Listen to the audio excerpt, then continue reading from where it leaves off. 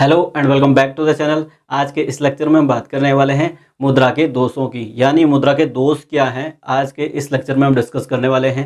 उसके बारे में हमने काफ़ी सारी अच्छी अच्छी चीज़ें तो पढ़ ली कि मुद्रा कैसी अच्छी है, कहाँ पर यूज होती है, कितनी अच्छी है, वो सारी चीज़ें हमने पहले पढ़ ली हैं। वो लेक्चर आप ज़रूर देख लें कि मुद्रा कितनी अच्छी है, कितनी बुरी है। वो आज के इस लेक्चर में हम देखेंगे कि मुद्रा के दोष क्या हैं। तो शुरू करते हैं कि मुद्रा के दोष। मुद्रा के दोषों की अगर बात करें तो मुद्रा के दोषों को हम तीन टाइप में देखेंगे। आर्थिक दोष देखेंगे, इकोनॉमिक जो दोष है वो देखेंगे, नैतिक दोष देखेंगे हम, ठीक, और उसके बाद देखेंगे हम सामाजिक दोष। सामाजिक दोष क्या है वो देखेंगे। पहले आर्थिक दोषों की बात करते हैं कि आर्थिक दोष कौन कौन से हैं। आर्थिक दोष में हम पहले पॉइंट पे डिस्कस करते हैं धन के वितरण में विषमता। धन के वितरण में विषमता का मतलब है कि कहीं पर क्या होता है, कोई शक्ति के आधार पर किसी से धन छीन लेता है। जैसे पहले टाइम पे होता था कि कमजोर को कम पैसा दिया जाता था, बलवान को ज़्यादा पैसा दिया जाता था। आज के टाइम पे तो कम सारी चीज़ें हैं ये चीज़ें, पर धन के वितरण में क्या है, विषमता आती है। यानी पैसे से सारी चीज़ों को आंका जाता है, उससे विषमताएँ आती हैं। तो क्या है, एक दोष ये आपका हो गया कि धन के वितरण में विषमता आती है, और अगर वस्तु विनिमय होती तो वहाँ पर ये चीज़ें नहीं होती हैं। दूसरी बात करते हैं, वर्ग संघर्ष की भावनाएं हमेशा बनी रहती है। यानी लड़ाई झगड़े की भावनाएं हमेशा बनी रहती है। किस वजह से? पैसे की वजह से। वर्ग संघर्ष वहाँ पर वस्तु विनिमय में नहीं देखा जाता है। ये चीज़ें, ये दोनों चीज़ें वहाँ पर अच्छी हैं, यहाँ पर क्या है, ये चीज़ें बहुत बेकार हैं।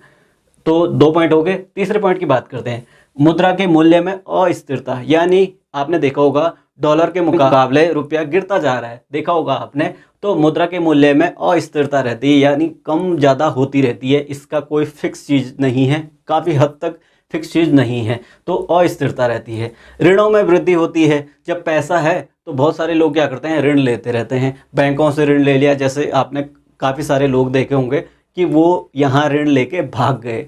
तो ऋणों में वृद्धि होगी, तो जब पैसा है तो मिल रहा है तो ले लेते हैं लोग।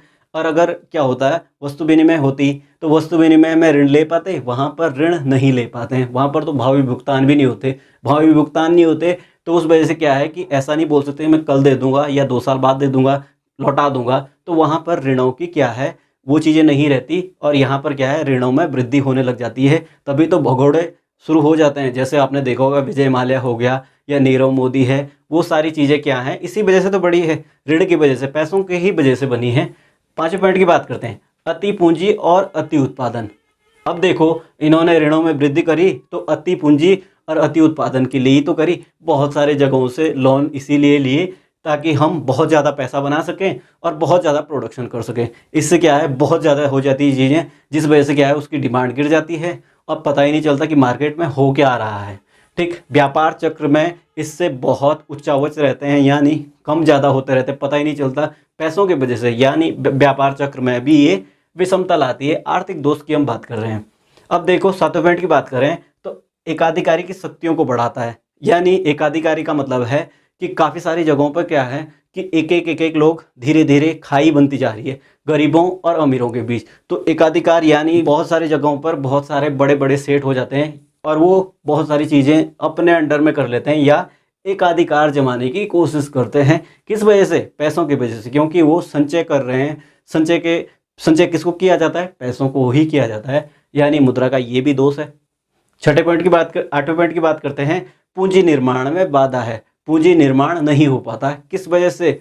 जब बहुत ज़्यादा पैसा हो जाता है उस वजह से पूंजी निर्माण नहीं हो पाता है, क्योंकि सबके पास पैसा है तो पूंजी निर्माण आसानी से नहीं हो पाता है। ये चीज़ें होगी। नैतिक दोषों की बात करते हैं तो इसमें क्या है, ये सारे ही पॉइंट देख लो। नैतिक दोषों में देखें तो मुद्रा की वजह से क्या है, भ्रष्टाचार बहुत ज़्यादा बढ़ गया है। भ्रष्टाचार बढ़ा है ना, वो किस वजह से बढ़ा है? पैसों की वजह से। पैसा देने में आसानी है, मांगने में भी आसानी है, तो भ्रष्टाचार बढ़ता है। मनुष्य में धोखेबाजी बढ़ती है पैसों की वजह से। पैसों की वजह से ही मनुष्य में धोखेबाजी बढ़ी है। चोरी क्यों कर रहा है? चोरी भी तो पैसों के लिए कर रहा है, पैसों की ही चोरी कर रहा है। मनी हाइस्ट जैसे सीरीज जो है वो चोरी पैसों के ही ऊपर निर्भर हैं। सारी चोरी पैसों की ही होती हैं। ठीक, डकैती की बात करें, चोरी डकैती वही चीज़ होगी।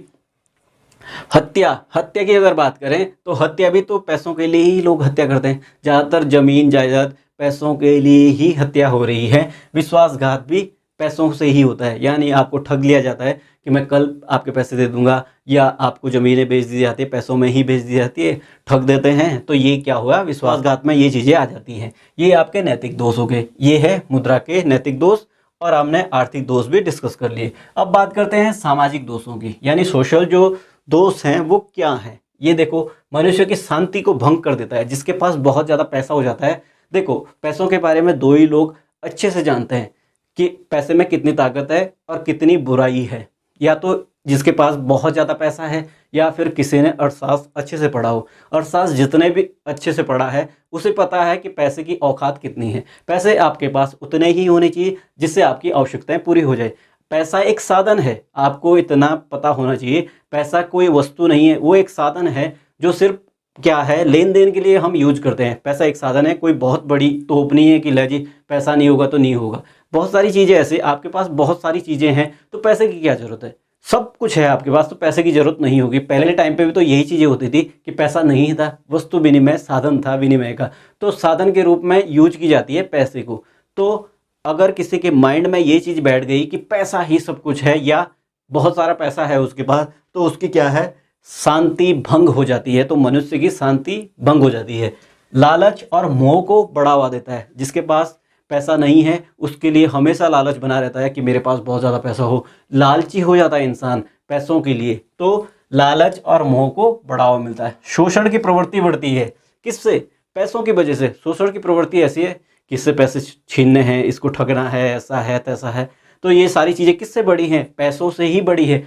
तो आई होप कि आपको मुद्रा के दोष समझ आ गए होंगे। ये लेक्चर आसानी से आपकी समझ में आ गया होगा कि मुद्रा के आर्थिक दोष कौन से हैं, मुद्रा के नैतिक दोष कौन से हैं, और मुद्रा के सामाजिक दोष कौन से हैं। तो समझ आ गया होगा आपके।